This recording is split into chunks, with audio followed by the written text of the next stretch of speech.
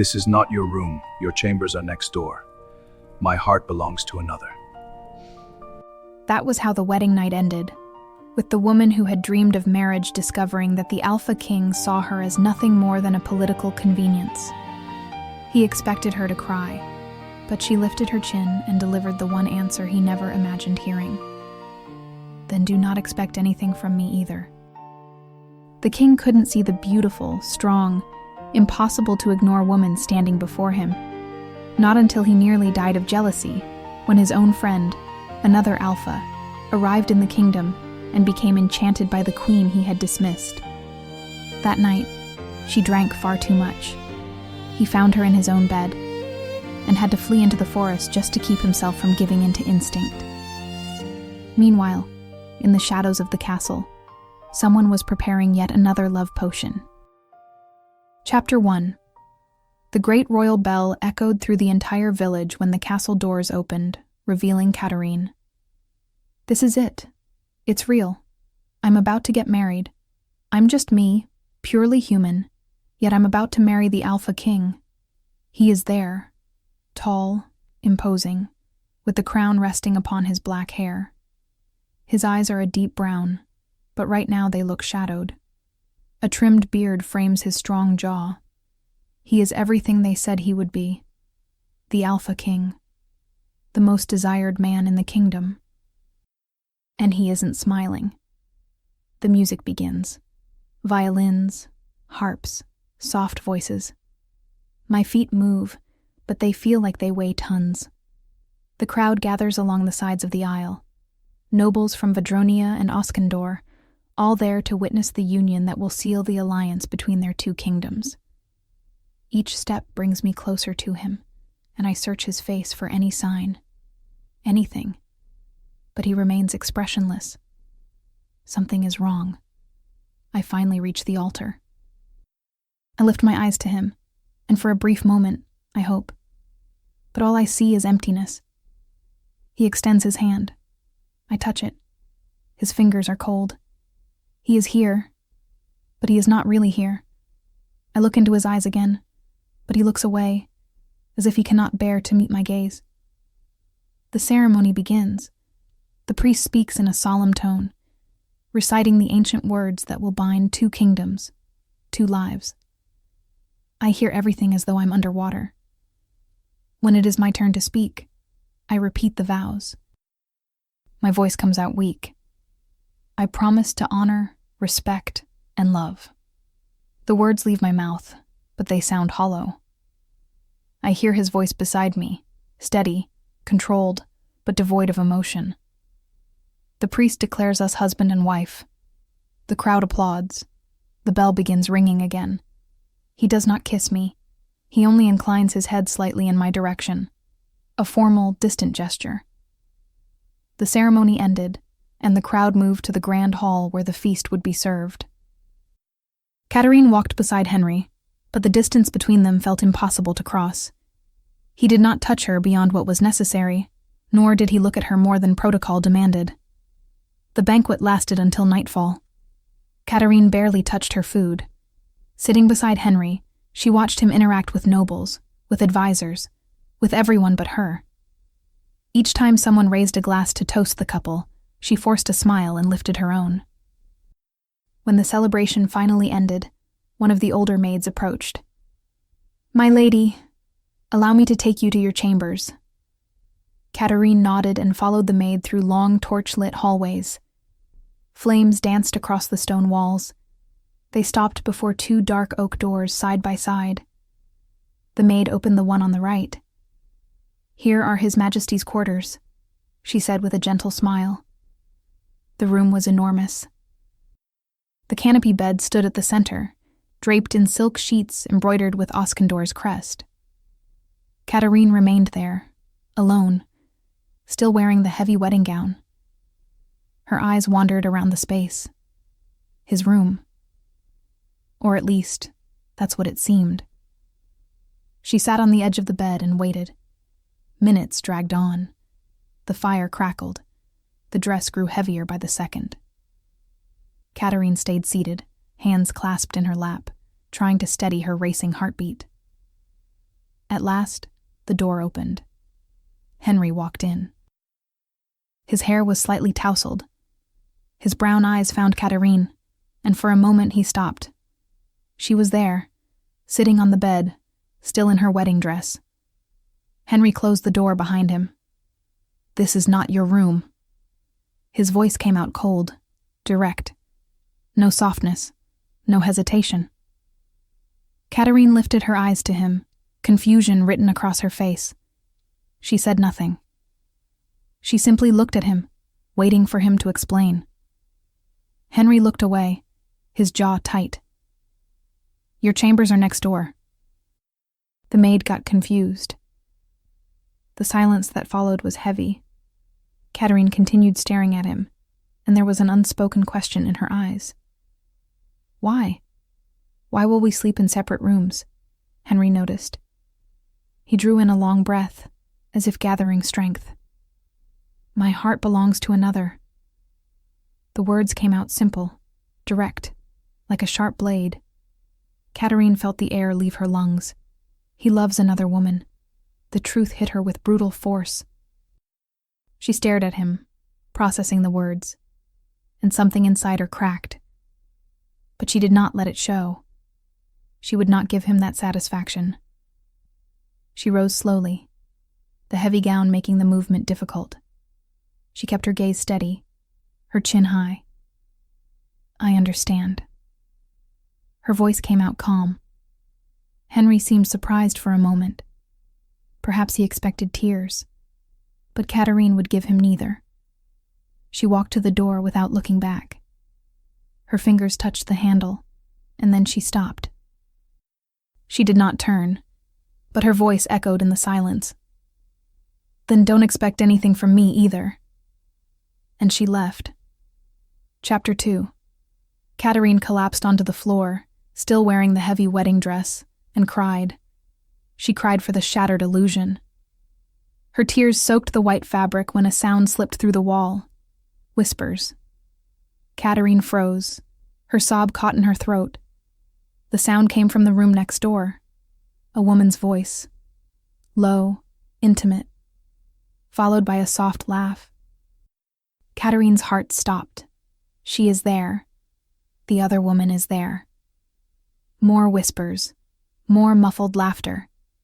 Katarine remained motionless on the floor, listening, committing the woman's voice to memory. Katarine closed her eyes, feeling her last illusions crumble. There was no doubt and no hope. He not only loved another, he was with her now, on their wedding night. Katarine rose slowly, the heavy dress dragging across the floor. She looked around the room that was now hers. Very well, she thought, wiping the last of her tears. If that is how it will be, then so be it. Morning arrived with sunlight piercing through the tall windows. Katarine woke early, her eyes swollen but her resolve unbroken. She called the maids and asked them to help her dress. She chose a dark green gown with silver embroidery, elegant and worthy of a queen. Her red hair was styled into an intricate updo, and a necklace of emeralds adorned her neck. When she looked at herself in the mirror, she saw the queen she was meant to be. She descended the stairs toward the grand hall where breakfast would be served. She kept her head high, shoulders back, just as she had been taught since childhood. The servants who passed her bowed, and she replied with small nods and gentle smiles. When she entered the hall, Henry was already there, seated at the head of the long table. He lifted his eyes when she walked in, and for a moment, he seemed frozen. Katarine was radiant. The gown highlighted her fair skin, and her red hair gleamed in the morning light. But it wasn't just her beauty that drew attention. It was the way she moved, her impeccable posture, the serene smile on her lips, as if nothing had happened, as if the previous night had never existed. Henry felt something tighten in his chest. She heard. And as he thought of it, the day before rushed back into his mind, not as scattered memories, but as a chain he could no longer contain. Henry had awakened that day with the weight of the world on his shoulders. He had put on his ceremonial garments, feeling each layer of fabric like another shackle. When he took his place at the altar, he tried to empty his mind, and then the doors opened, and he saw her. Katarine standing in the doorway, breathtaking. Her red hair glowed like fire under the sun, the elaborate braids adorned with small white flowers. Her fair skin contrasted with the white dress that fell in layers of silk and lace. Her green eyes fixed on him, shining with hope. She is beautiful, Henry had thought, the realization hitting him with unexpected force. Very beautiful. He had watched her walk toward him, every movement full of grace. And there had been hope in her eyes. Hope that only made him feel worse. She doesn't know this is nothing but a farce. When she reached the altar and lifted her eyes to his, Henry saw the silent question there. Why aren't you smiling? He had extended his hand, and when she touched it, he felt her fingers trembling, warm, soft, and that only made everything worse. And then came the night he couldn't stop reliving. The moment he told her the room wasn't hers. The moment he saw something break in those green eyes, when he confessed that his heart belonged to another. But Katarine hadn't cried, hadn't begged. She had only said, "Then don't expect anything from me either." And she left. The sound of the door closing echoed in the silence, and Henry remained there, alone, feeling like the worst of men. Then Anna walked in, without waiting for permission, her black hair loose, the dark gray dress hugging her curves. "She's gone?" she asked, her voice low. And when he nodded, Anna smiled and touched his face. "We can finally be together. No more hiding." Henry knew he should refuse. He knew Katarine was in the room next door. But when Anna kissed him, he didn't have the strength to push her away. She will hear, he thought, as Anna pulled him toward the bed. She will know. They spent the night together, and every whisper, every laugh from Anna, he knew all of it seeped through the thin wall. The guilt had been unbearable. Henry blinked, and the hall returned to focus. The table, the morning light. And Katarine, standing there in front of him with that serene smile on her lips, as if none of it had happened. Admiration. That was what he felt. She heard everything. And still she is here, head held high. Katarine walked to the table and sat beside him, her serene smile never faltering. She served herself tea and picked up a piece of fresh bread. "Good morning, Your Majesty," she said, her voice soft but steady. "Good morning," Henry replied, his voice coming out lower than he intended. She didn't look at him directly. She simply kept eating with elegance, as if she were alone. Henry watched her, unable to look away. He wanted to say something. He didn't know what. Then Katarine stood up.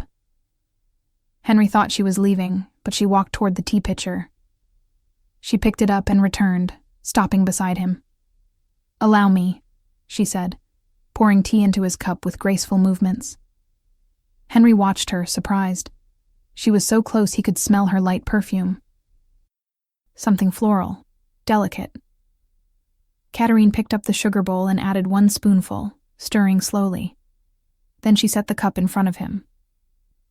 "I hope it is to your liking," she said, and there was something in her tone he couldn't decipher. "After all, after such a lively night, I imagine Your Majesty must need to recover your strength." Her green eyes found his for a brief moment, and Henry saw something there. It was not anger. It was not pain. It was something sharper, more dangerous. Amusement. She was enjoying this. Henry began, but he didn't know what to say. "No need to thank me," Katarine continued, the smile still on her lips. "It is my duty as a wife to ensure your majesty is well fed and rested, even if the rest was brief."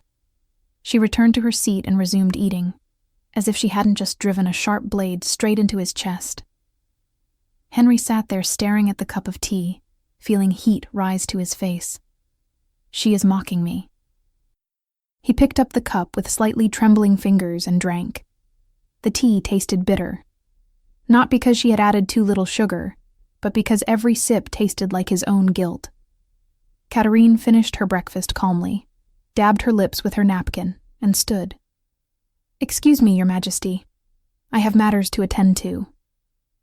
Henry remained seated, alone, staring at the door she had walked through. What just happened? Part of him was shocked by her audacity. But another part, one he didn't want to acknowledge, was impressed. She will not bow, he realized. She will not spend her days crying in her room. Katarine was formally presented to the court in a grand ceremony. Wearing a golden dress, the queen's crown resting on her red hair, she greeted every noble with flawless grace. Henry stood beside her, but it was as if miles separated them.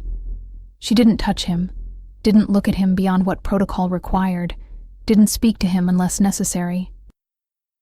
During the day, Katarine wandered the castle. She learned the hallways, the gardens, the library. She greeted the servants, learned how the castle functioned. During one of these explorations, she saw Anna up close for the first time. The healer was in the gardens, carrying a basket of vials and herbs. When she saw Katarine, she gave a quick bow, but her dark eyes did not show submission. "Your Majesty," Anna said, her voice low. "You are..." "Anna, the castle's healer." The name cut through Katarine like a blade. So that was the voice, the name. She studied the woman before her.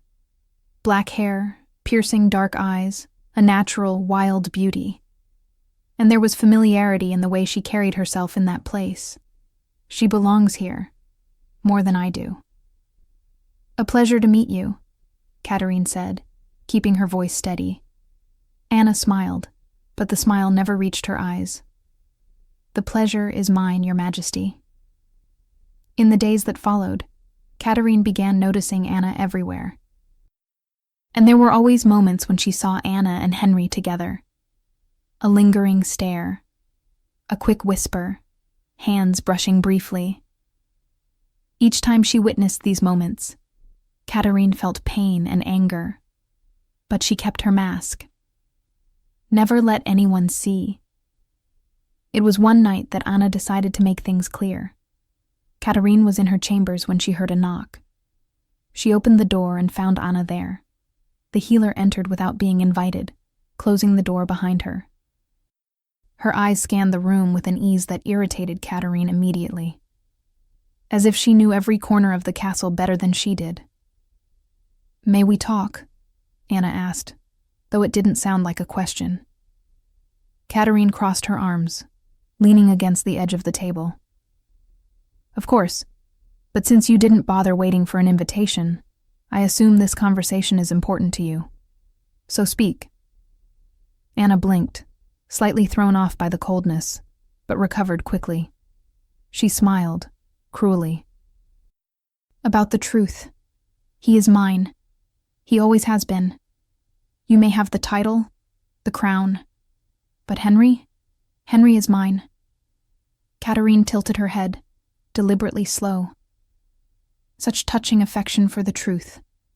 "Tell me, Anna, did you come here to enlighten me? Or because you need to convince yourself by saying it out loud?" Anna clenched her jaw, but didn't look away. "If he is yours, why did he marry me?" "Duty. The council forced him." "The council forced Henry to marry because the kingdom needed a political alliance with Vadronia, with the human lands, and they believed it would guarantee stability among the peoples, military support, and control, and that if he did not marry, he would lose the kingdom. But none of that changes anything. You are just the pretty face that decorates a grand performance. He will never love you. He will never want you. At the end of the day, it is to me that he comes." Katarine fell silent for a moment, studying Anna with the same calm one used to examine a piece of art in a museum. Then she smiled. It was not a kind smile. A pretty face. What a delightful expression. So simple, so efficient. "But tell me, if I am nothing but decor, a porcelain doll seated on the throne to please the council, then why are you here? Why did you come to my door at this hour, to tell me something that, according to you, is already so obvious?"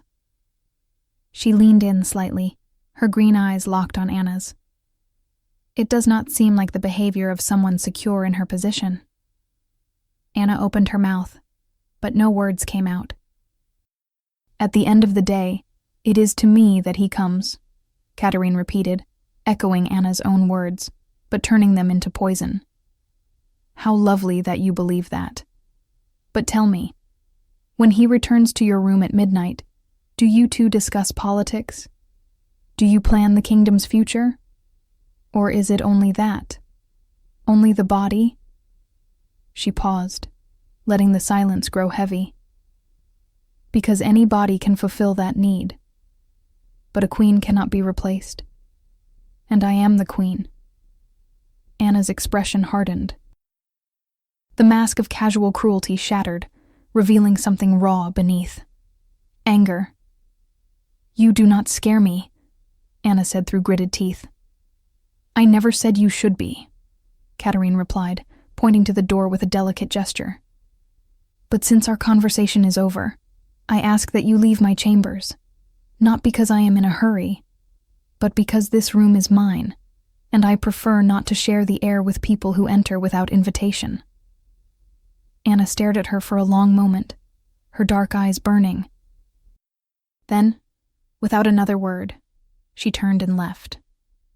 The door closed with a sharp sound. Katarine stood still for a moment, her breath slightly quickened. Then she exhaled and braced herself against the table, her palms flat on the cool surface. "You are just the pretty face that decorates a performance." Perhaps Anna was right about some things, but not about all. That night, Katarine made a decision. She would stop waiting. She would live her life the best way she could. And if he did not want her, then she did not want him either. In the days that followed, the change was visible. Katarine followed her own routine. Libraries in the morning, gardens in the afternoon, her chambers at night. And Henry noticed. He watched her from afar, and something inside him twisted each time she passed without looking, without speaking. And in silence, he thought, honestly, she could at least be unattractive on a day like this. Just a little. It would make my life so much easier. It was during a council meeting that Lord Edmund brought news.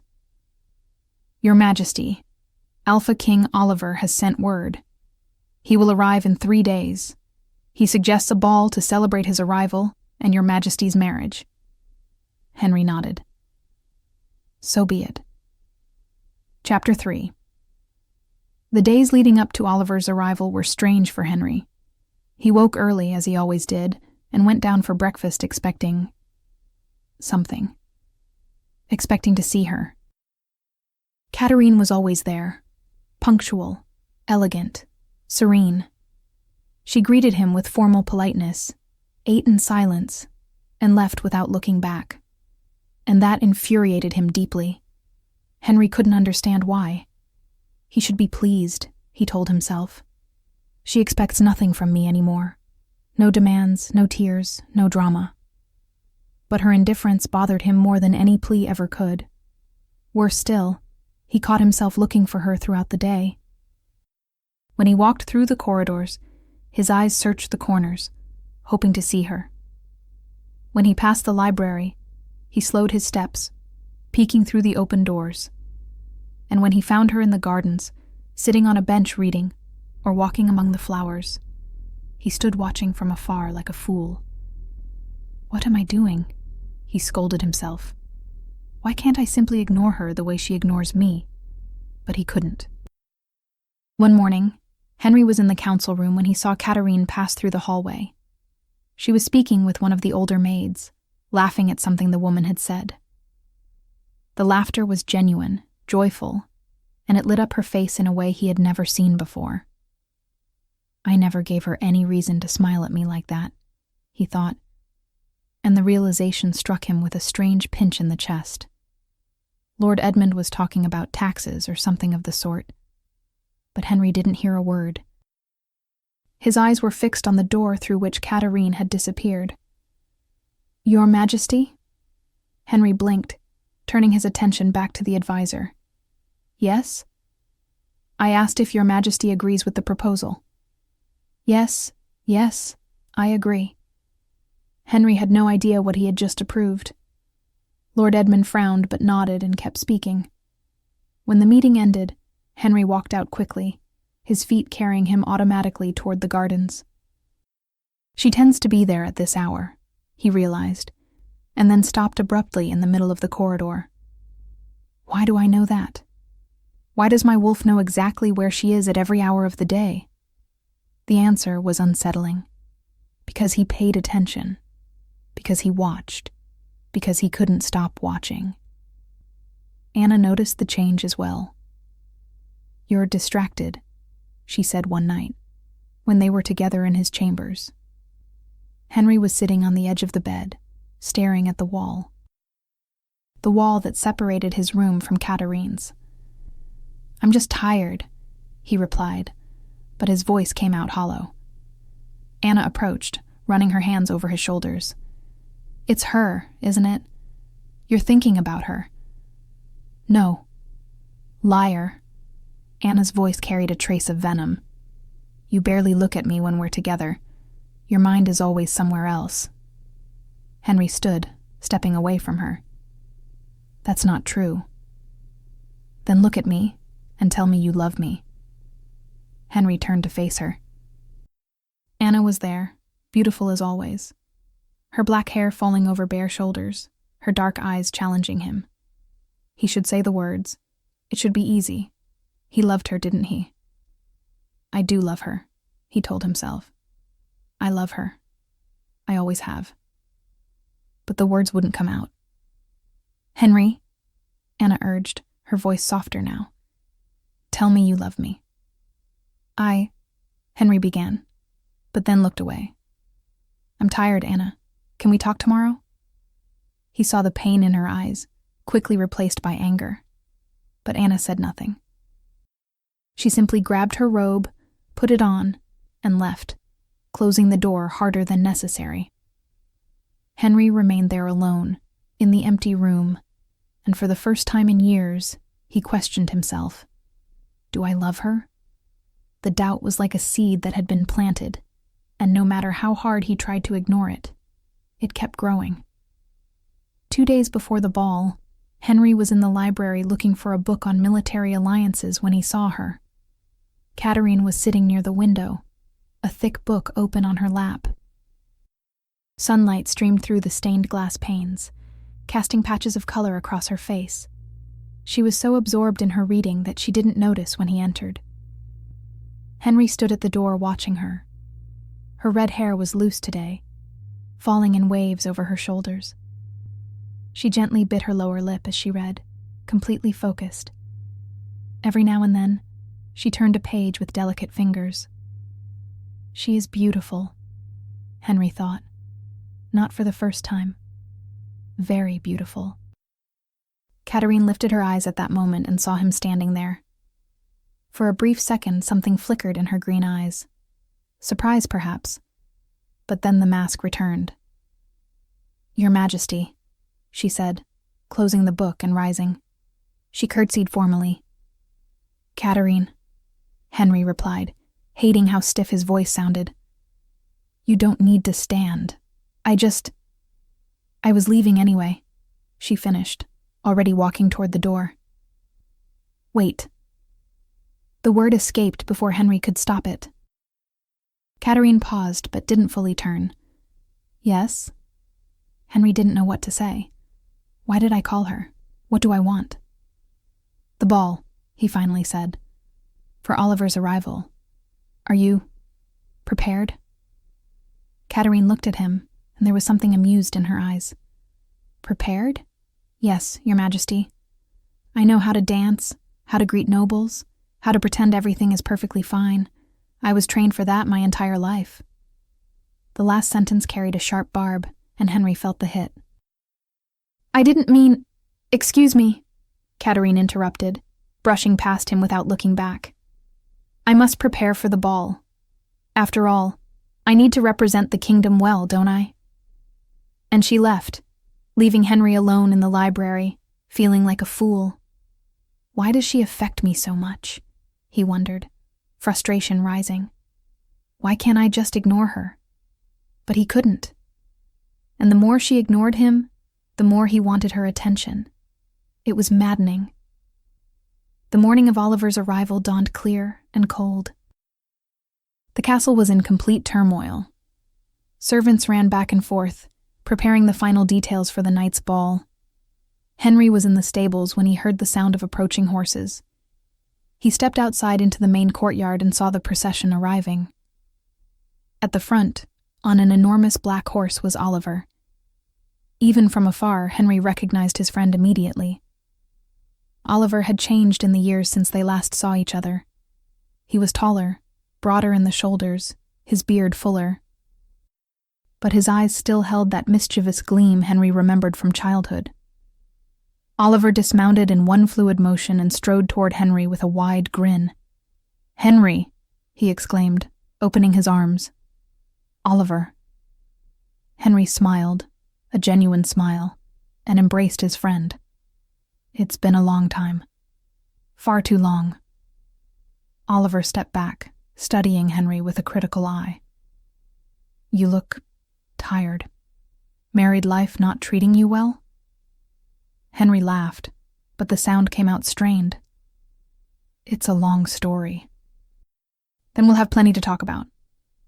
Oliver glanced around. And where is this mysterious wife of yours? I heard she's a beauty. She is. Inside. You'll meet her at the ball tonight. Oliver raised a brow. The ball? Not now. How strange. Henry looked away. She has duties. Duties. Oliver repeated the word slowly, as if tasting it. I see. But the look he gave Henry made it clear he didn't see at all, and he was curious. The afternoon passed quickly. Henry showed Oliver the new stables, the armory, the training fields. They talked about politics, about alliances, about old times. But Henry's mind was elsewhere.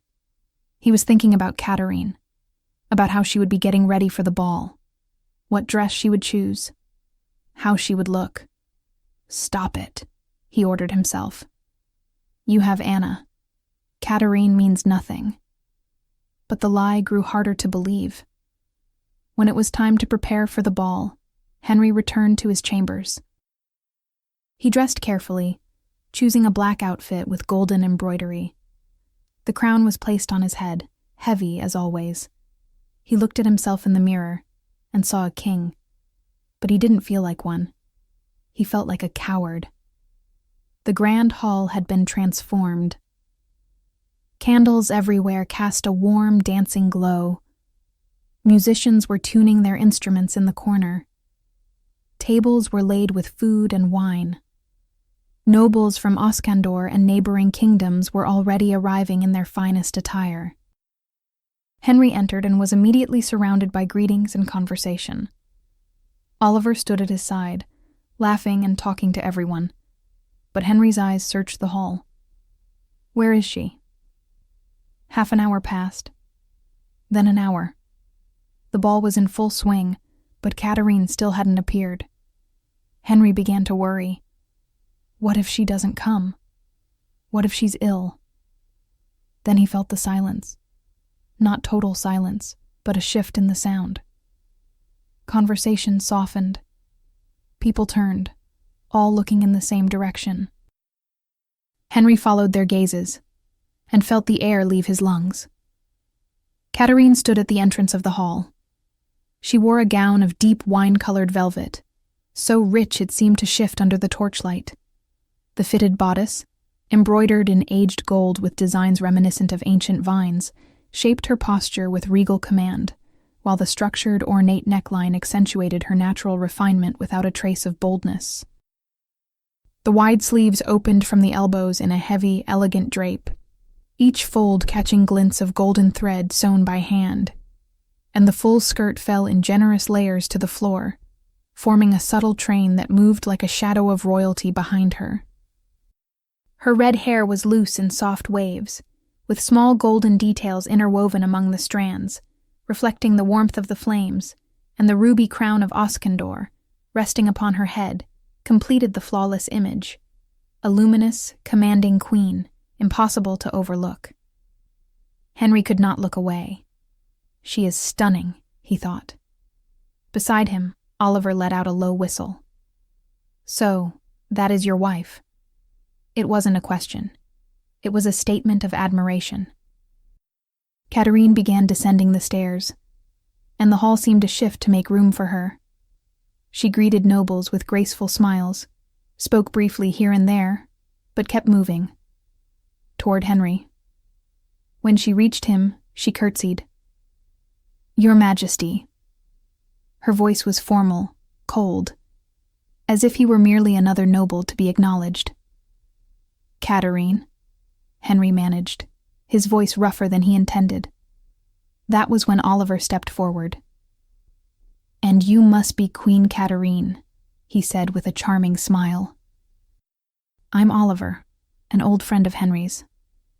It is an honor to finally meet you." He took her hand and kissed it, lingering a second longer than necessary. Katarine smiled, and Henry noticed it was a genuine smile, different from the ones she gave him. "The honor is mine, Your Majesty," she replied. "Henry has told me so much about you." Lie, Henry thought. I've never spoken to her about Oliver. But Katarine continued speaking with Oliver as if they were old friends. Laughing at his jokes, answering his questions with wit and charm. And Henry stood there, watching, feeling something dark and heavy grow in his chest. Jealousy, he realized with a jolt. I am jealous. The realization hit him like a punch. The music began, and Oliver turned to Katarine with a bow. "May I have the honor of this dance?" Katarine glanced briefly at Henry, as if asking permission. But he said nothing. He just stood there, frozen. "It would be my pleasure," she replied, placing her hand in Oliver's. Henry watched them walk to the center of the hall, watched Oliver place his hand on her waist, watched Katarine smile as they began to dance, and every second was torture. They moved perfectly together. Oliver said something, and Katarine laughed. She replied, and Oliver smiled widely. They looked good together. "Stop looking," Henry ordered himself. "Turn away. Go talk to the nobles. Go find Anna." But he couldn't look away. Then he saw Oliver lean in and whisper something in Katarine's ear. She laughed, a real, joyful laugh, and placed her hand on his shoulder in a familiar way. Something inside Henry shattered. He turned abruptly and walked to the wine table. He grabbed a glass and drained it in one gulp, then another, and another. But it didn't help. Nothing helped. Because even without looking, he knew she was there, dancing with another man, smiling at another man, happy with another man. And he had no right to feel this way, no right to care. But he cared. He felt a presence beside him. Anna stood there, wearing a dark green dress. She was beautiful. She always had been. But next to Katarine, Henry shut down the thought before it could form. "She is beautiful tonight," Anna said, her voice low and venomous. "Everyone is looking at her." Henry said nothing. Anna stepped closer, touching his arm lightly, whispering in his ear. especially your friend. He seems very interested. Anna, I'm just observing. She pulled back slightly, her dark eyes fixed on him. But you're watching too, aren't you? You can't take your eyes off her. Henry finally turned to her. Enough. Enough? Anna crossed her arms. Henry, we need to talk about this. About her. About us. Not here. Not now. Anna studied his face for a long moment, then nodded. Very well. But that conversation is going to happen, Henry. Soon. And she walked away. Henry turned his attention back to the dance floor, saw Oliver lean in and whisper something to Katarine. She laughed, a bright, genuine laugh, and touched his shoulder again. Something twisted inside Henry. Across the hall, Katarine had seen everything. She had seen Anna approach Henry, seen her touch his arm, whisper in his ear, seen Henry not step away, and each image was a blade sinking into her chest. I need wine, she decided. Oliver was a good distraction. Funny, charming, attentive. He told stories of his travels, of adventures in distant kingdoms, and he didn't treat her as an obligation, but as an interesting person. You are different from what I imagined, Oliver said as they walked back toward the table after the dance. Different how? Stronger, more real. He studied her with sharp eyes, and clearly unhappy. Katarine almost choked. Oliver lifted a hand. No need to explain. I can see it. Katarine grabbed a glass of wine from a passing servant. She drank half in one go. The alcohol was starting to take effect, making everything a little blurrier, a little more tolerable. You should slow down, Oliver commented, though amusement tinged his voice. Why? Katarine finished the glass and grabbed another. It's the only thing making tonight bearable. Oliver laughed. Ah, so the perfect queen has a rebellious side. Interesting. Katarine shot him a glare, but there was no real anger behind it. Oliver was easy to talk to. He didn't demand anything, didn't judge. He just existed. Tell me more about your travels, she said, trying to change the subject.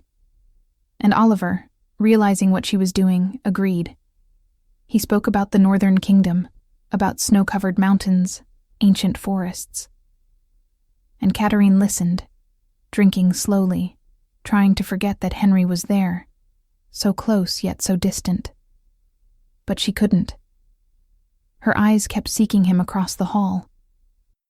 She saw him talking to nobles, always serious, always controlled, and always, Anna was nearby. He belongs to her, Katarine reminded herself. He always has. I am just the paper wife. She drank more wine. An hour later, Katarine was visibly drunk, not completely out of control, but enough that her movements had grown slightly unsteady. She laughed louder than she should, spoke more openly than protocol allowed. Oliver found it all amusing. Are you all right? He asked, holding her arm when she nearly stumbled. Perfectly, Katarine replied, trying to maintain dignity. Just a little tired of the party. Tired of the party? Or tired of pretending? Katarine looked at him, and for a moment, the mask fell. Both. Across the hall, Henry had seen it all. He saw Katarine stumble, saw Oliver steady her, saw the way she laughed, clearly drunk, and something inside him tightened. She drank too much, he thought, worry mixing with irritation. He crossed the hall toward them, ignoring nobles who tried to speak with him. Katarine, he said when he reached them. She lifted her eyes to him, something wild flickering there. Your Majesty, how surprising to see you care. The barb hit its target, but Henry ignored it. You need to rest. I need nothing. You drank too much. And? She tilted her head, defiant. Am I not allowed to drink? Henry clenched his jaw. He turned to a passing maid. Escort the queen to her chambers. Help her prepare for bed. The maid bowed. Yes, your majesty. Katarine opened her mouth to protest, but then seemed to give up. To hell with it, she thought. I am tired of fighting. She allowed the maid to lead her out of the hall, trying to maintain dignity, even as the world spun slightly around her.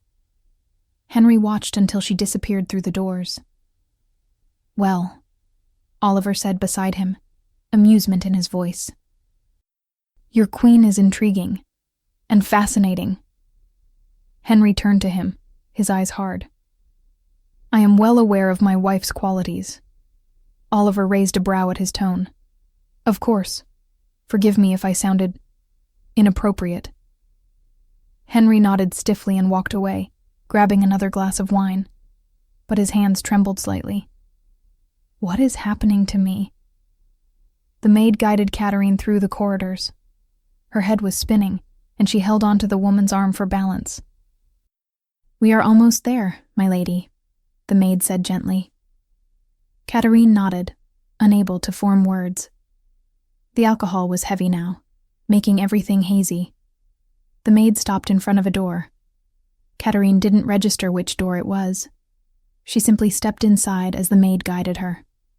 I will help you undress, my lady. The maid worked quickly, removing the heavy gown, then the layers of petticoats, until only the thin white silk nightdress remained. There, my lady. Now rest. The maid helped her into bed, and Katarine lay down, feeling the soft mattress beneath her. She closed her eyes, and the room began to spin. Thank you, she murmured. You are welcome, my lady. Sleep well. The maid left, closing the door gently. Sleep pulled her quickly and heavily. She surrendered to it, grateful. Henry remained at the ball for another hour, fulfilling his duties as host. But his mind was far from there. It was with Katarine. Is she all right? He wondered. Did the maid help her? Finally, when he couldn't endure it any longer, he excused himself and left the hall. He walked through the corridors toward his chambers, needing silence, needing space to think. He opened the door to his room and stepped inside, expecting to find it empty. But it wasn't empty. Katarine was lying in his bed. Henry froze, his hand still on the doorknob. For a long moment, he simply stared, unable to process what he was seeing. She was there, in his bed, wearing only a thin white silk nightdress. The nightdress had ridden up to nearly her stomach, revealing her thighs, her long legs. Her red hair was spread across the pillow like fire. Her eyes were closed, her lips slightly parted. She breathed deeply, clearly asleep. Henry closed the door behind him slowly, unable to look away. Gods. She was perfect. Absolutely perfect. Moonlight streamed through the window, bathing her in a silver glow. The nightdress was so thin he could see the lines of her body beneath the fabric. Her bare shoulders, the curve of her waist, the exposed length of her thighs where the nightdress had risen. Henry swallowed hard, feeling heat spread through his body. I shouldn't be looking, he told himself. I should wake her, send her back to her own room. But he couldn't move. He took one step toward the bed, then another, until he was standing beside her, looking down. Katarine shifted slightly in her sleep, turning a little more onto her side. The nightdress rode up further, revealing even more skin. Henry felt his mouth go dry. And then the scent hit him. Flowers. Something sweet and delicate that was entirely hers. The scent filled his senses, something primal cracking open inside him. I need to leave, he thought desperately. I need to leave before... But then Katarine murmured something in her sleep. A low sound, almost a sigh. And something inside Henry snapped. I have to go, he realized. Now. He spun and practically ran out of the room, slamming the door behind him. He stumbled down the stairs, rushed through the corridors, and left the castle. The cold night air hit his face, but it didn't help. Nothing helped. The fire inside him burned stronger and stronger. Henry ran toward the forest. His feet pounded against the ground, his lungs burned. But he kept running, deeper and deeper, until he was surrounded by nothing but trees. And then he stripped off his clothes and finally let the transformation happen. Bones cracked and reshaped. Dark fur burst through his skin. His body twisted, changing, expanding. The pain was intense, but welcome, a focus for the turmoil inside him. In mere seconds, where a man once stood, now there was an enormous wolf. Henry lifted his head and howled. A long, agonized sound that echoed through the silent forest. Then he ran. Ran until his legs hurt, until his lungs screamed, until he couldn't think anymore. But even then, even as a wolf, even far away, all he could feel was her scent, and all he could see was the image of her in his bed, her exposed thighs, her fiery hair, her luminous skin. What is happening to me? The question echoed in his mind, unanswered. Chapter 4. Katarine woke slowly, her head throbbing. Sunlight was beginning to filter through the windows. She groaned softly, rolling onto her side and pulling the blanket over her head. I am never drinking like that again, she promised herself. But then something hit her. The smell. The room smelled different. It was not the soft floral scent she kept in her own chambers. It was something more masculine, woody, familiar. Katarine's eyes flew open and she sat up in bed. This is not my room. Panic came in waves. She looked around, recognizing the dark furniture, the heavy red velvet curtains, the large fireplace. It was Henry's room. She was in Henry's room. How did I end up here? Fragments of the previous night began to return. The ball. The wine. Too much wine. Oliver laughing at her jokes. Henry looking at her in a strange way. The maid helping her up the stairs. The maid must have brought me to the wrong room again, she realized in horror. She thought I slept here with him. Katarine threw the blanket aside and stood up quickly. Too quickly. The room spun, and she had to brace herself against the bed to keep from falling. The white silk nightdress was completely wrinkled, hitched up almost to her stomach, revealing far more skin than it should.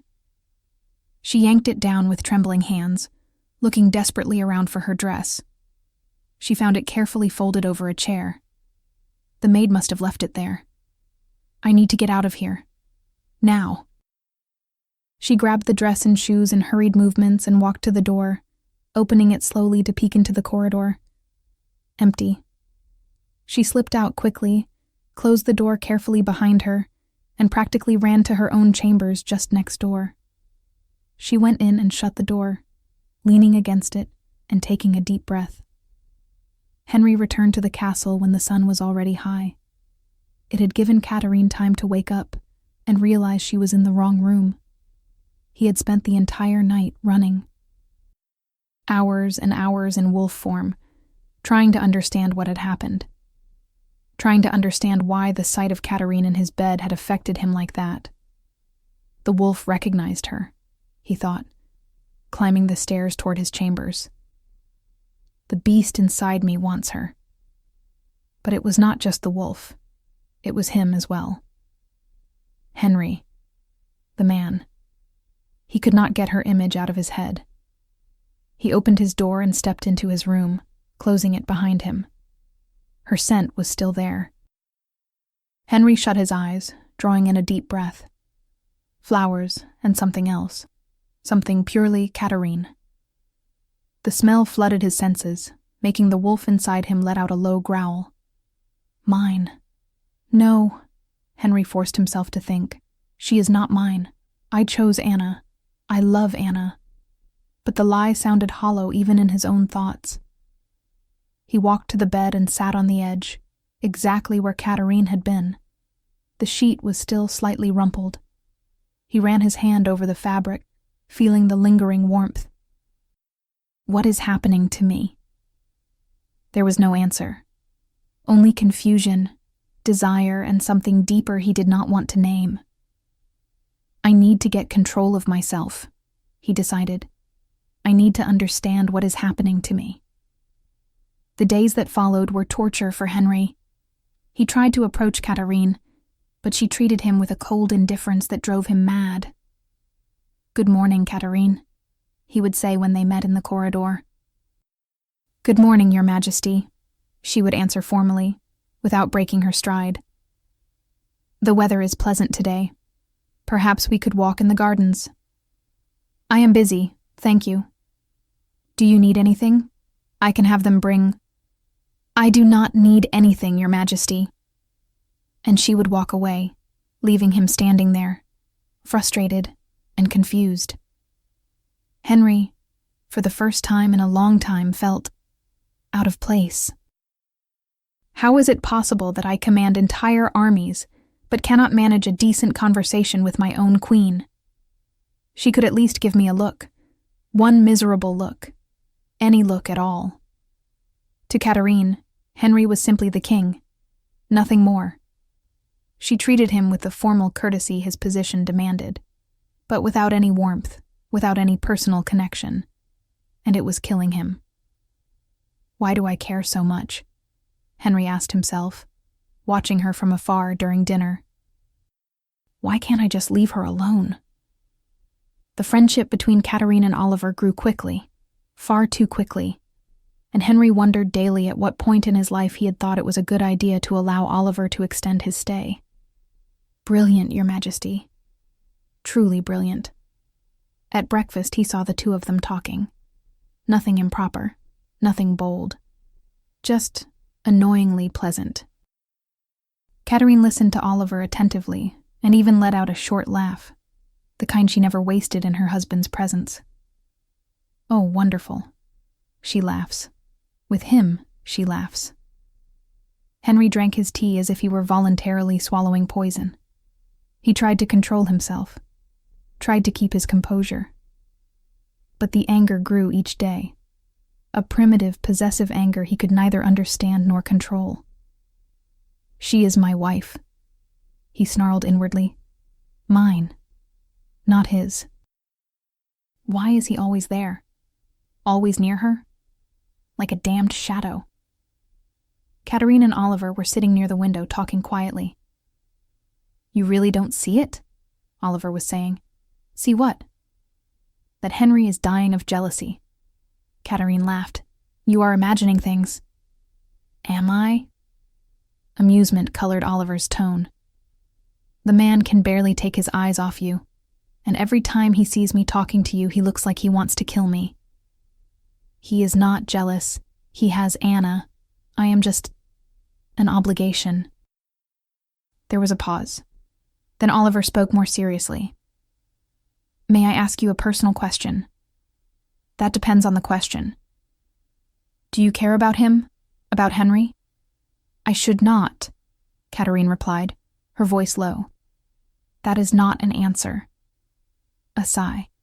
He made it very clear to me that his heart belongs to another, that I am just a formality. So no, Oliver, I do not care about him.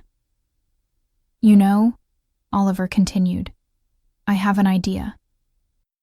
What kind of idea? An idea to make Henry realize what a colossal mistake he is making. How about we put on a little play?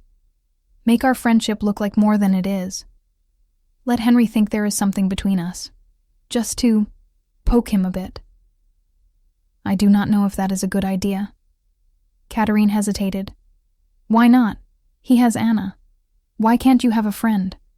Besides, it will be fun to see his face. I will let you use me. There was a long pause. Then Katarine laughed. All right. Let's try it. Oliver and Katarine were always together, laughing, whispering, touching each other casually. A hand on an arm here, a brief squeeze there, shared looks from across the hall. And Henry watched all of it, feeling more and more out of control. The situation was becoming unsustainable. Henry could barely sleep, could barely focus on his duties. All he could think about was Katarine and Oliver, and how much he wanted to drag his friend away from her side. Anna asked to speak with Henry in his chambers. She waited for him. When Henry entered, she stood slowly, her gaze heavy with a mix of hope and fear. "Henry, why have you stopped coming to my room?" she asked, her voice low, held too tightly in check. "I have been busy," he replied, knowing how weak it sounded even to his own ears. Anna drew a deep breath. "And the teas I sent you? The ones you always used to drink when you were anxious? Did you drink any of them?" He hesitated, and that was answer enough. "No," he admitted. "I did not." Her expression changed immediately, not to anger, but to the devastating understanding of someone who realizes they have lost before even getting the chance to fight. "You are obsessed with her." "I am not." "You are." Anna's voice was laden with pain and rage. "You barely look at me, and when you see her with Oliver, you get jealous." Henry did not answer, because she was right. "Henry." Anna touched his face, forcing him to look at her. "Look at me. Really look at me. Do you still love me?" Henry looked at her, at the woman he was supposed to love, and for the first time he was honest. "I do not know." Anna stepped back as if he had slapped her. "You do not know?" "I thought I loved you. I thought what we had was love. But now—" He ran his hands through his hair, frustrated. "I do not know what I feel anymore." "For her," Anna concluded, her voice bitter. "You are in love with her." "No, I am not." "You are, and it is obvious to everyone but you." Anna stepped farther away, her eyes shining with tears she refused to shed. "Get out. Anna, get out." She pointed at the door. "Go to her, since she is the only one you can think about." Henry left, feeling more confused than ever. 2 days after everything exploded. Henry was in a meeting with the counselors when he saw, through the window, Oliver and Katarine in the garden. Sitting very close together on a bench, Oliver's arm almost around her. He tried to focus on Lord Edmund, but he could not look away. Then Oliver leaned in and whispered something in Katarine's ear. She laughed, throwing her head back, and touched his chest. Something inside Henry shattered. "Excuse me," he said abruptly, rising to his feet. "Your Majesty, we have not yet finished. We are finished for today." His voice allowed no argument. He went straight down to the garden, but Katarine had already left. Only Oliver remained there, smelling the roses. "Oliver," he called, his voice tight. "We need to talk. Forrest. Now." Oliver's smile faltered when he saw his friend's expression. "Very well." They walked in silence until they reached the edge of the forest.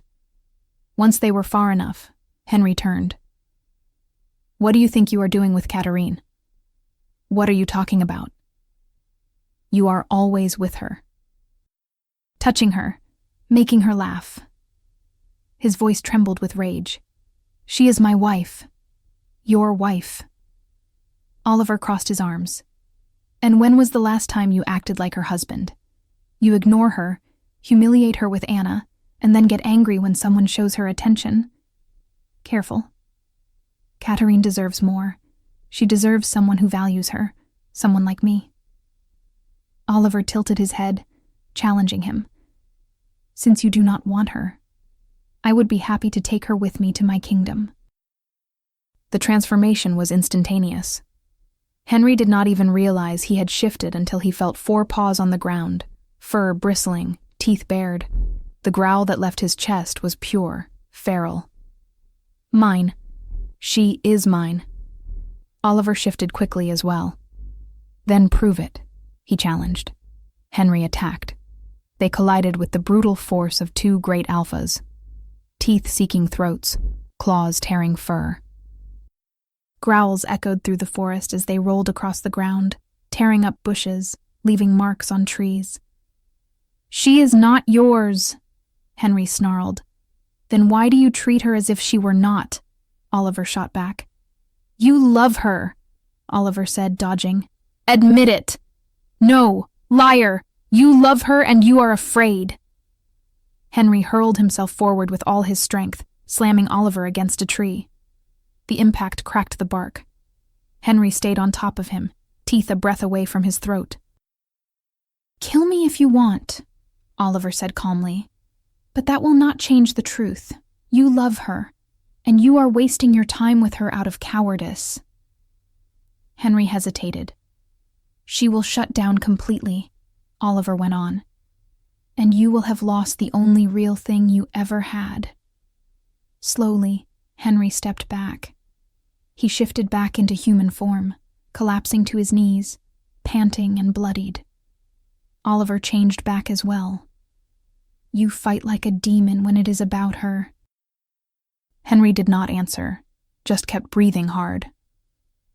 I was not serious about taking her, Oliver admitted, but I needed you to explode, to see what you really feel. Henry swallowed. I love her. It was the first time he said it out loud. I love her, he repeated more firmly. And I have been so blind. There is still time. Go to her. Now. Stop being a coward. Henry stood, his wounds already healing. He looked at Oliver. Thank you. Oliver smiled. That is what friends are for. Henry turned and began to run toward the castle, toward her. Katarine was in her chambers, sitting by the fireplace, trying to read.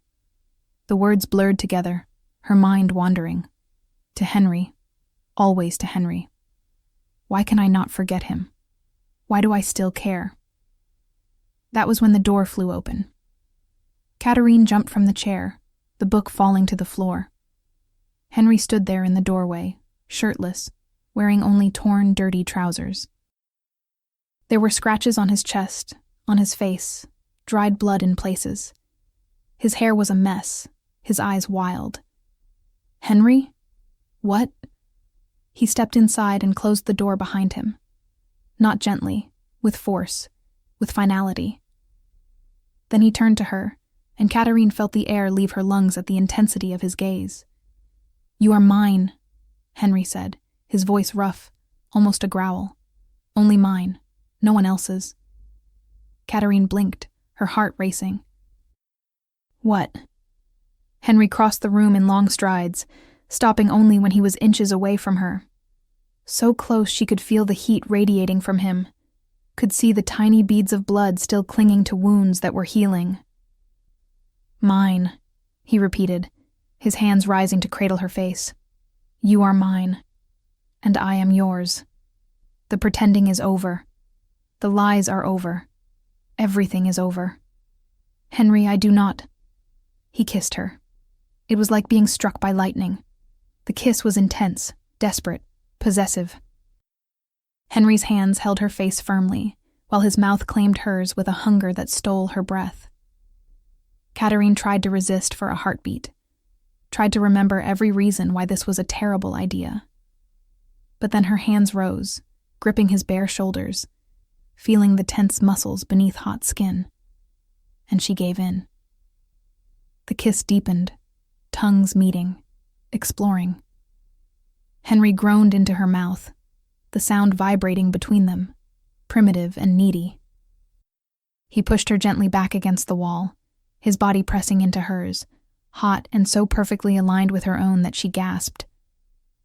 Henry? She murmured when he began kissing her neck, his teeth scraping lightly over the sensitive skin. Mine, he growled against her throat. Say you are mine. He nipped lightly where her neck met her shoulder, and Katarine arched into him, a moan escaping her lips. "Say it," Henry demanded, his hands sliding down her sides, pulling her even closer. "I need to hear you say it." "Yours," Katarine panted, her fingers digging into his shoulders. "I am yours." The sound Henry made was almost animal. He lifted her in one fluid motion, and Katarine wrapped her legs around his waist instinctively. Henry carried her to the bed, laying her down on the sheets with an urgency that made her heart pound even harder. He hovered over her, his dark eyes roaming every inch of her face. "You are the most beautiful thing I have ever seen," he said, his voice hoarse. "And I have been a fool, a complete fool." Katarine touched his face, her fingers tracing the line of his jaw, feeling the roughness of his stubble. "Then do not be one anymore." Something flickered in his eyes, something intense and deep and utterly devastating. "Never again," he promised. And then there were no more words. Henry's hands found hers, their fingers intertwining gently. He looked at her as if he were trying to memorize every detail. The shine of her green eyes, the blush rising in her cheeks, the way her lips curved into a shy smile. "You are beautiful," he murmured, his voice thick with emotion. Katarine touched his face, tracing his jawline with delicate fingers. "And you are here," she said, still barely believing it. "Truly here." Henry leaned down, capturing her lips in a slow, deep kiss. There was no rush. Only the two of them, the moment, and the silent promise hanging in the air. His fingers slid through her red hair, gently undoing the braids, letting the strands fall loose over her shoulders. Every touch was reverent, as if she were something precious he was afraid to break. Katarine felt her heart race when he pulled her closer, when his hands found the fabric of her dress and began to undo the ties with slow, careful movements. It was not urgency. It was worship. "Katarine," he whispered against her skin, his lips tracing a soft path along the curve of her neck. She closed her eyes, allowing herself to feel the heat of his body against hers, the way their breathing fell into the same rhythm, the sense of belonging she had never imagined possible. Henry. His name left her lips like a sigh. He lifted his head, his dark eyes locking with hers. "I am here," he promised.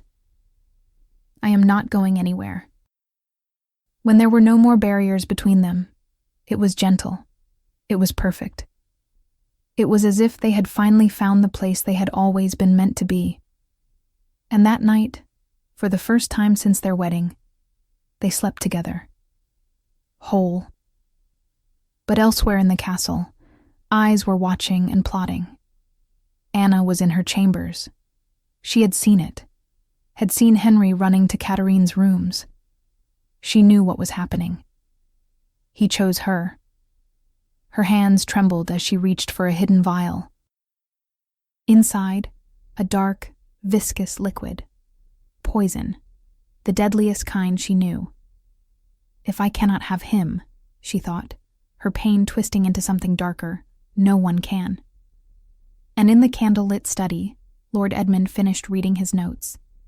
He had all the evidence now, everything organized and planned with Oliver. The purchases of strange herbs, the king's erratic behavior. Everything pointed to one thing.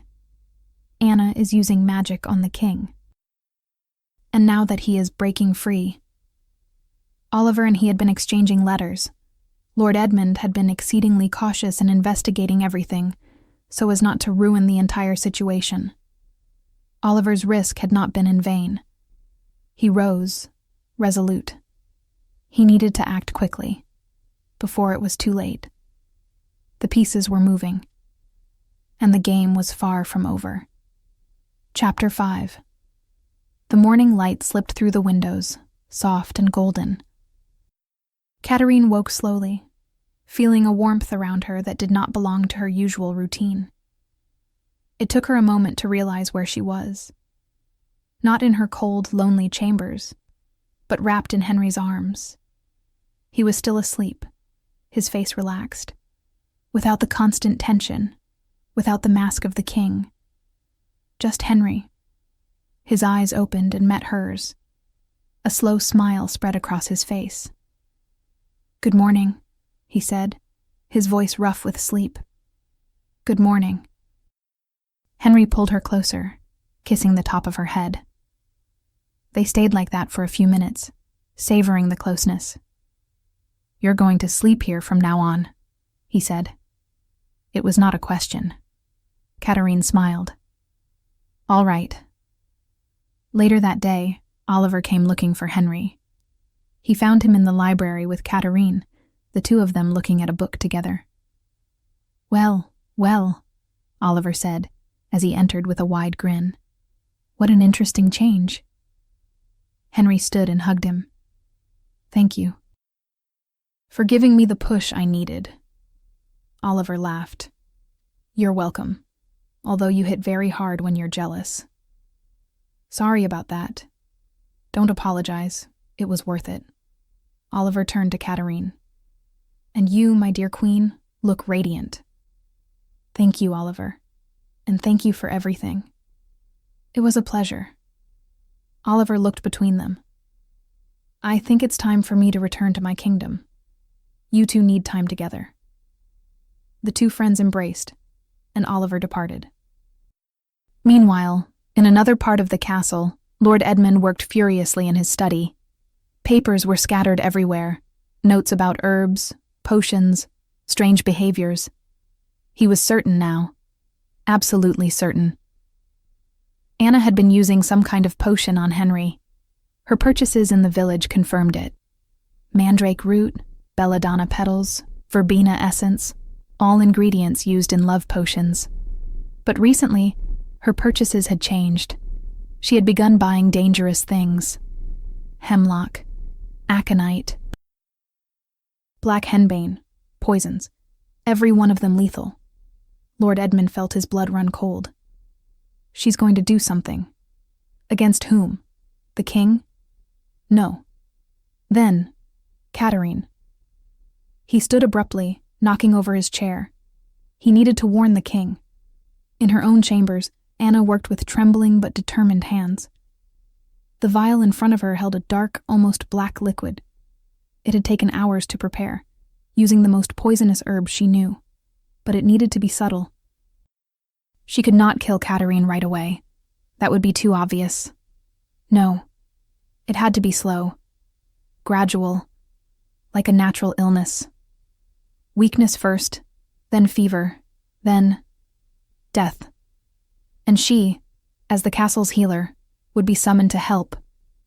She could pretend she was trying to save Katarine, while in truth, every remedy she gave would only worsen her condition. Perfect, Anna thought, a cruel smile touching her lips. If I cannot have Henry, she cannot either. She carefully stored the poison in a small vial and hid it among her other potions. Katarine began feeling strange. It was subtle at first. A fatigue that would not go away. A lightheadedness. Something was wrong, but she could not identify what. During breakfast, she barely touched her food. "Are you all right?" Henry asked, noticing. "I'm fine," Katarine replied, forcing a smile. "Just a bit tired." "Perhaps you should rest today." No, I'm fine, really." But as the morning went on, Katarine felt worse. The dizziness intensified. Nausea began. During the noble's presentation, she had to grip the chair to keep from swaying. Henry noticed immediately. "Katarine? I'm fine." But then the room spun violently, and her legs gave out. Henry caught her before she fell, panic overwhelming him. "Katarine! Katarine!" She was conscious, but barely.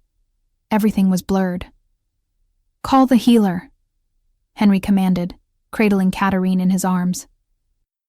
"Now!" Within minutes, Anna arrived with her basket of remedies and a perfectly rehearsed expression of concern.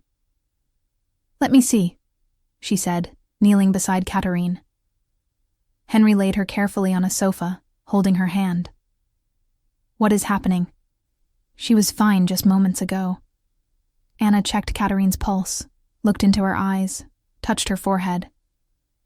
She has a fever. Weak pulse. She frowned, thoughtful.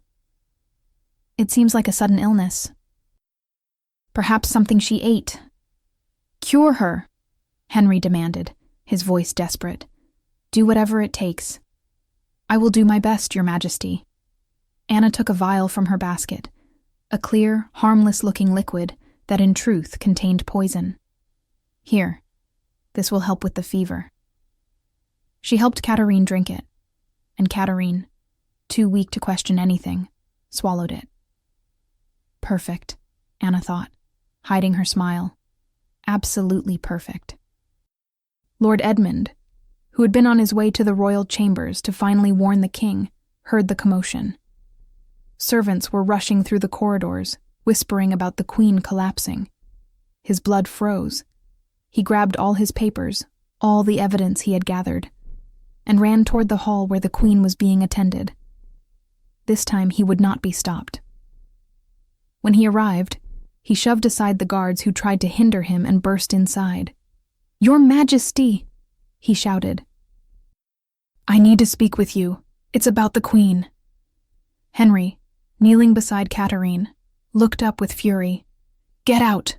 Not now!" "Yes, now!" Edmund approached, throwing the papers onto the floor. "Before it's too late, it's Anna. She is poisoning the queen." The silence that followed was suffocating. Henry froze. Anna, who had been preparing another remedy, went still. "What are you talking about?" Henry asked, his voice dangerously quiet. "It's all here." Edmund pointed to the papers. "The purchases she made. Poisons.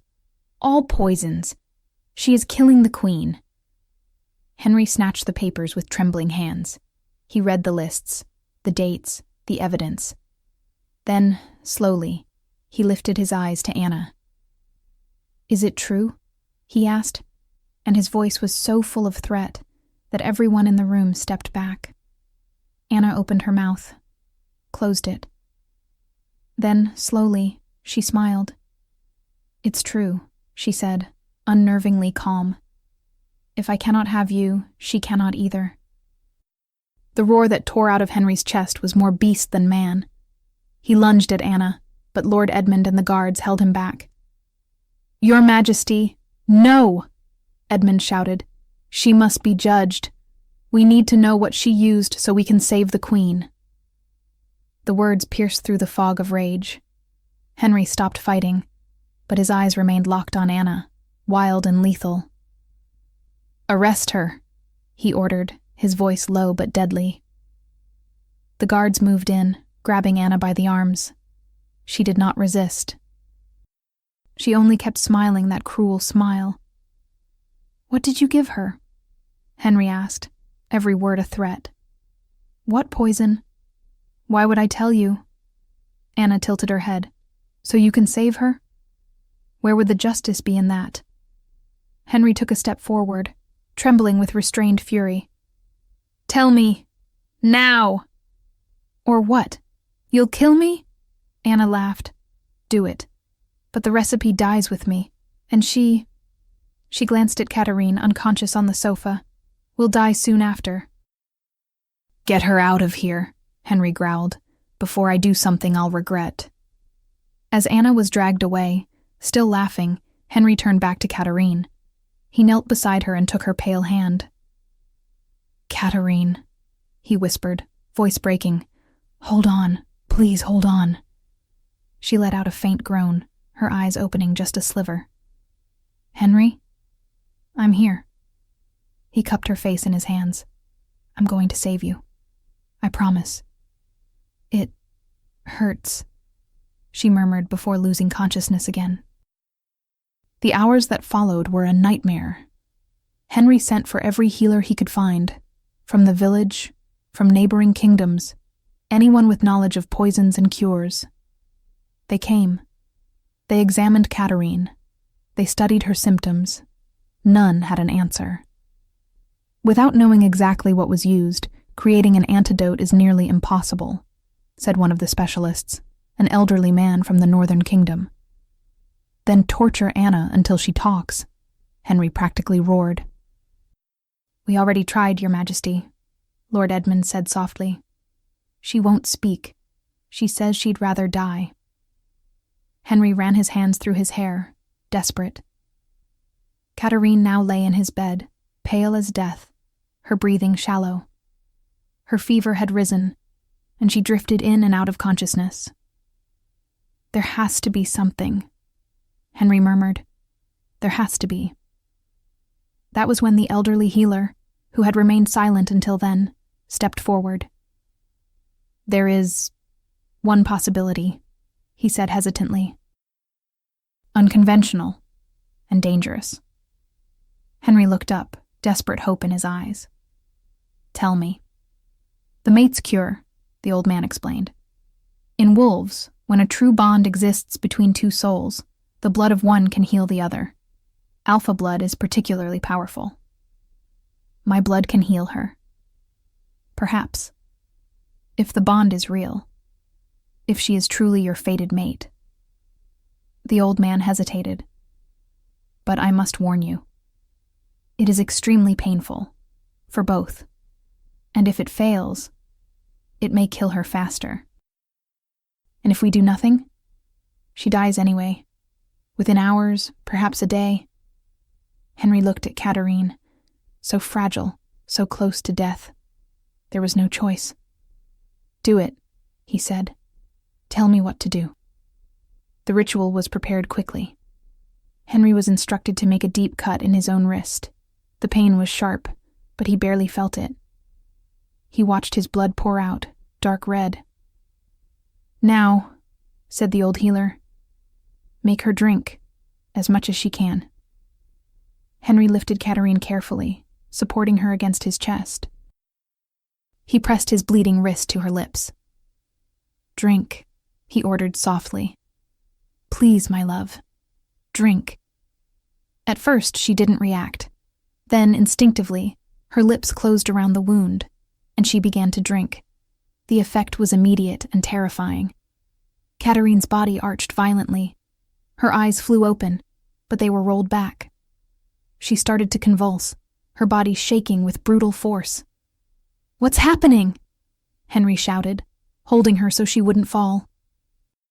The wolf's blood is fighting the poison, the old healer explained.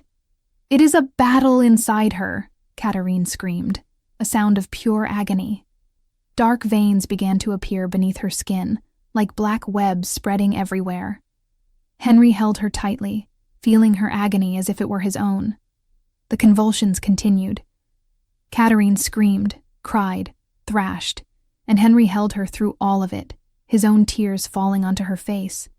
Then suddenly, she went still, completely still. Katarine, Henry called, panic consuming him. Katarine! Silence. The old healer approached, checking her pulse, her eyes, her breath. Seconds dragged into eternities. Finally, the old man looked at Henry and smiled. She is alive. The fever is lowering. The poison is being expelled. Henry let out a choked sob of relief, pulling Katarine into his arms. Thank God. Slowly, color returned to her face. Her breathing deepened, steadied. The dark veins began to fade. And at last, her eyes opened. Green, clear, focused. Henry? She whispered, confused. I'm here. He held her face between his hands, smiling through tears. I'm here. You came back. You came back to me. What happened? Later. I'll explain later. He kissed her, gentle, but desperate. For now, just rest. You're safe. It took 3 days for Katarine to regain enough strength to sit upright in bed. Henry remained by her side almost without sleep, feeding her, holding her hand, watching every breath as if each one were too precious to waste. During that time, The entire castle fell into a hush, and soon the news spread. Anna had been exiled. It was a decision made by the Queen herself, still weakened but lucid enough to stop Henry from ordering an execution. Katarine spared her, not out of naive kindness, but moral conviction. Henry obeyed.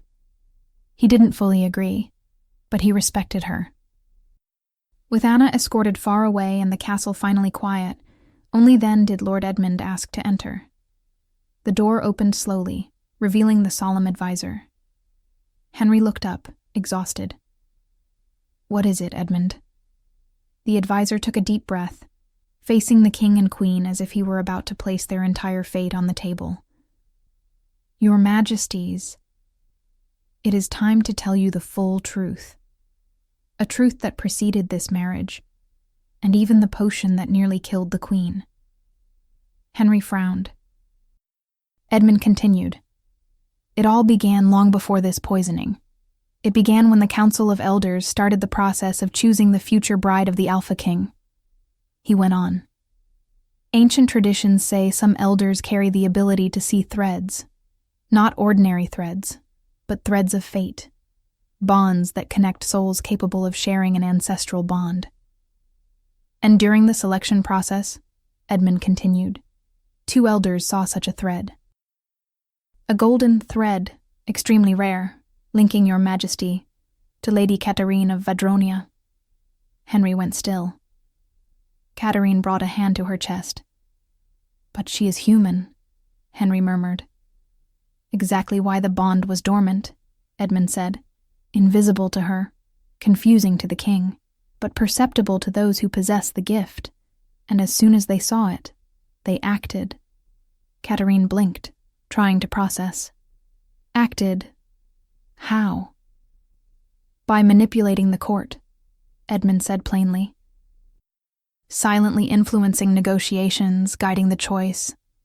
Not to control you, but to ensure the true bond was respected." Henry inhaled deeply, absorbing it. Edmund continued. "But something went wrong after the wedding. The king treated the queen with an abnormal coldness, and that is when the elders suspected external interference."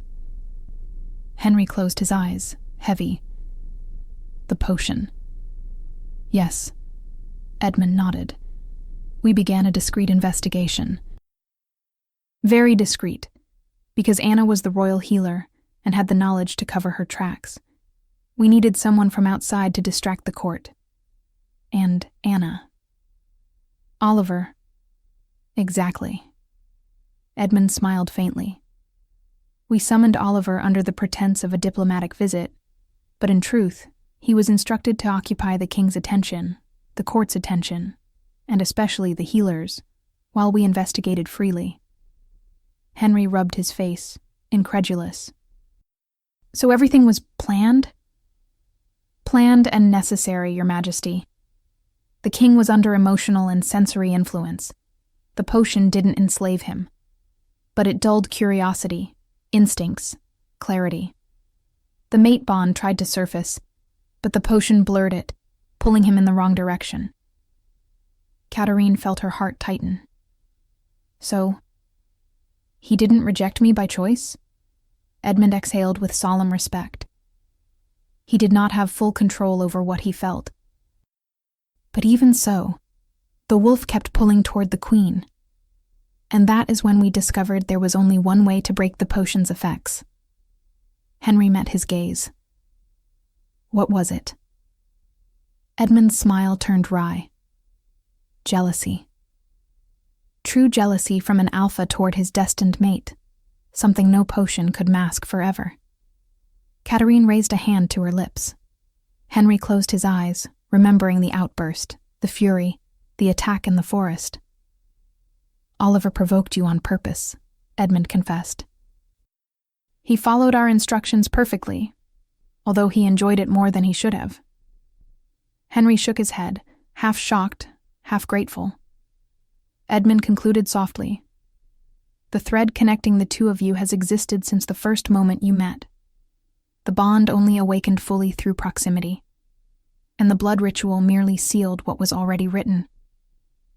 Katarine felt the weight of it, yet also a lightness, as if, for the first time, everything made sense.